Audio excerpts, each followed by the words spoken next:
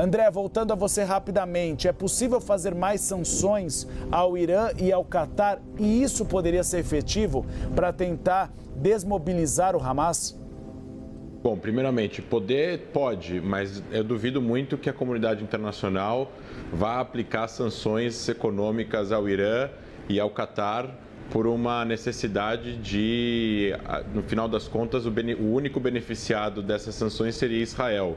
Se o mundo não consegue aplicar sanções ao Irã por causa do seu programa nuclear, ou aplicar sanções ao Catar ou à Arábia Saudita, outros países ditatoriais da região, por causa das violações de direitos humanos que são gritantes e diárias nesses países, é muito difícil imaginar que alguém vai aplicar, já que algum país vai levar a cabo uma missão de aplicar sanções econômicas ao Catar, porque o Catar é host, né? Ele é anfitrião do escritório internacional político do Hamas em Doha.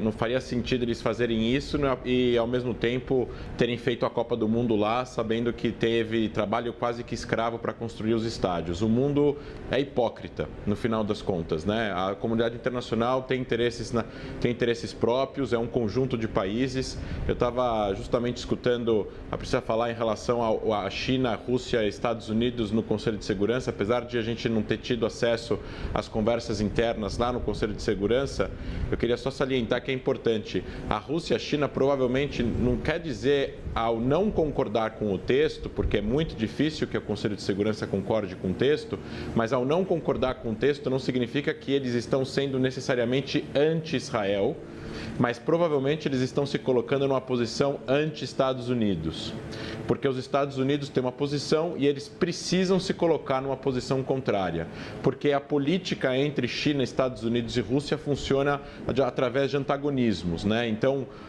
mas Israel em si, isoladamente falando, tem relação diplomática e comercial muito boa com a China e tem uma relação histórica estratégica com a Rússia. Quando começou a guerra no passado na Ucrânia, o primeiro-ministro na época, Bennett, viajou para a Rússia para encontrar com o Putin.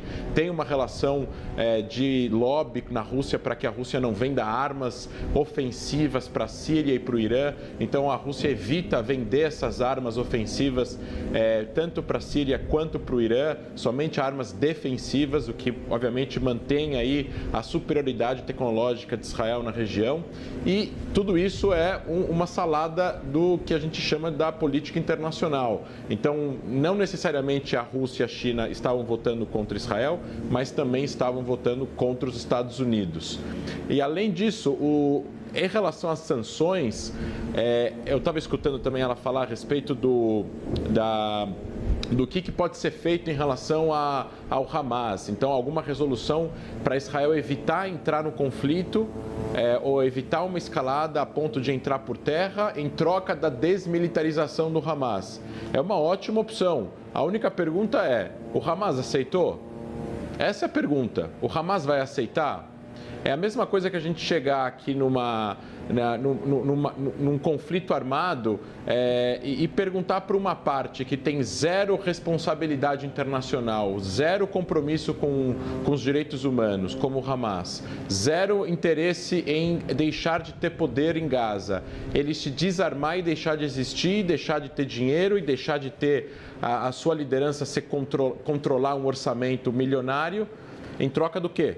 Em troca de Israel não entrar em Gaza. Então, assim, apesar de essa ser uma opção válida, porque evitar o derramamento de sangue, evitar a morte de civis palestinos que acabam morrendo no decorrer do processo do conflito entre Hamas e Israel, evitar a morte de centenas de soldados israelenses, o custo de bilhões de dólares de um conflito que vai demorar meses para terminar, mas o Hamas jamais aceitaria o desarmamento.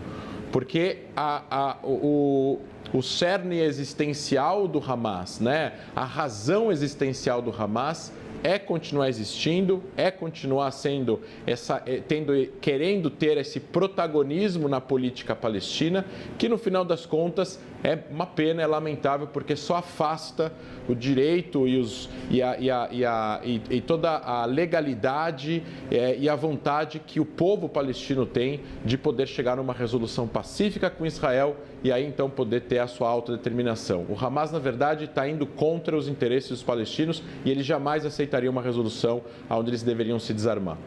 André, como é a relação da autoridade palestina com o Hamas? Ela é muitas vezes omissa em relação ao Hamas ou não?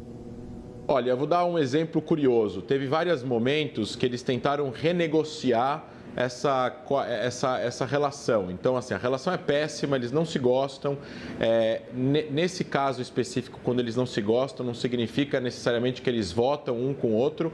Estou falando de tiros, estou falando de atentados, estou falando de mortes, estou falando de assassinatos. Então, em 2007, quando o Hamas expulsa a autoridade palestina de Gaza, eles mataram nesse processo 120 membros da autoridade palestina. Jogaram as pessoas pela janela, jogaram do alto do prédio, fizeram execução em massa.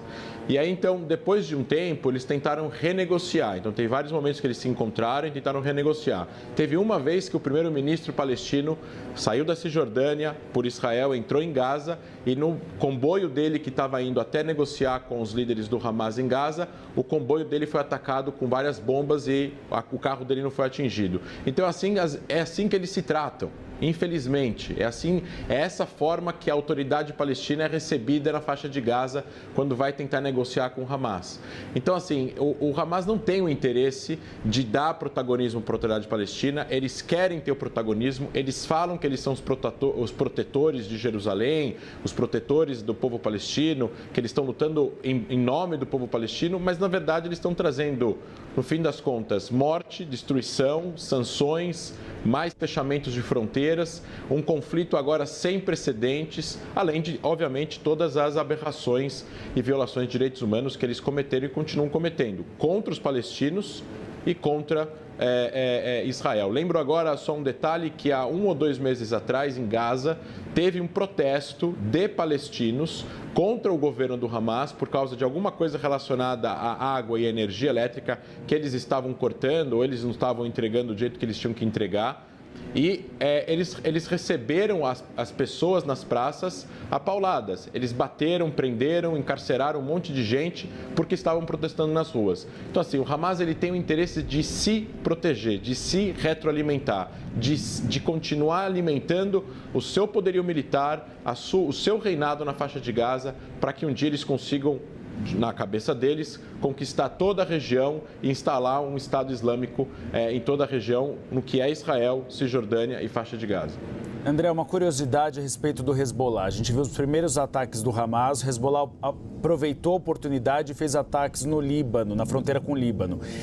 Os dois são financiados pelo Irã. Qual é a relação dos dois? Eles têm alguma relação política entre eles? Eles têm relação cordial. Eles têm relação de relacionamento.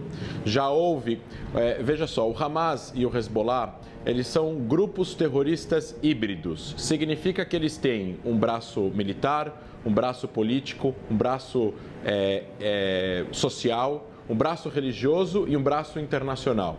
Então, o braço religioso eles apoiam mesquitas, apoiam estudos religiosos, de acordo com a ideologia que eles têm, da religião islâmica, no caso.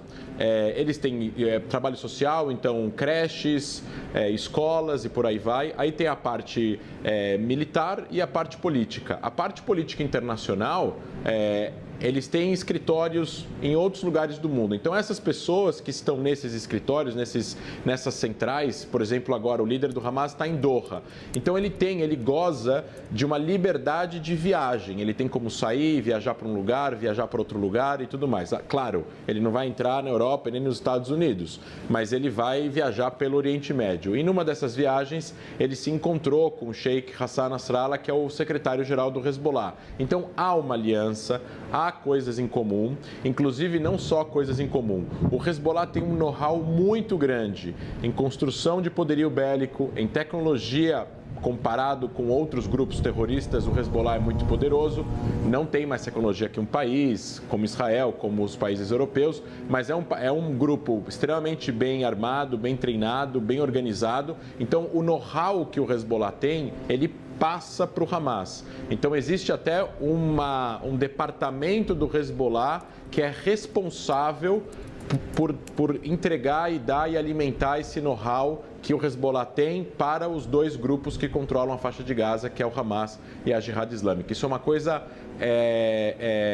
que acontece de forma automática e de forma cotidiana, não é uma coisa pontual. Então, existe essa relação entre o Hezbollah e o Hamas. André, eu vou pedir para você esperar um pouquinho, que eu quero explorar contigo a relação entre Israel e Irã.